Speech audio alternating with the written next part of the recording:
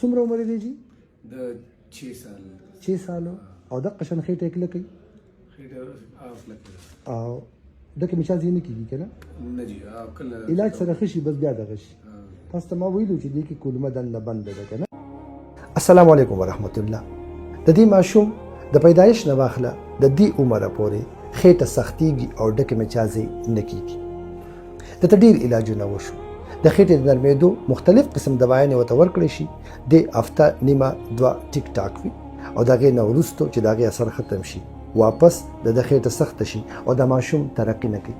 د پتیر شوی هفته کې راغلی وو مې ورته وی چې یو ټیسټ ته کوم او د دې ماشوم دا کولمه دنه چې کم دی پیدایشي تنګ راغلی ده. دې ته وایي هرشپرنګ ډیزیز. دا په ماشومانو کې ډېر عام مرض دی.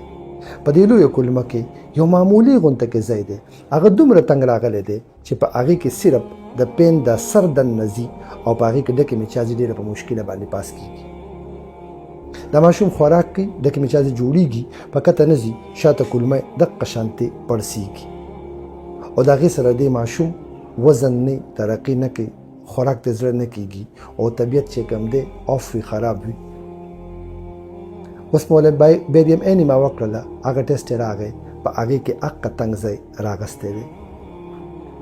پیډیاټریک سرجن ته مې فون وکړو هغې راته چې راولېږه دا به د لویو بولو د کولمې د لارې اپریشن به ورته وکړي هغه تنګ ځای به ترې کټ کړي او روغ ځایونه چې کم راغلي دي هغه به د یو بل سره ټچ کړي او د دې ماشوم مسله به د عمر بر الله پاک حل کړي.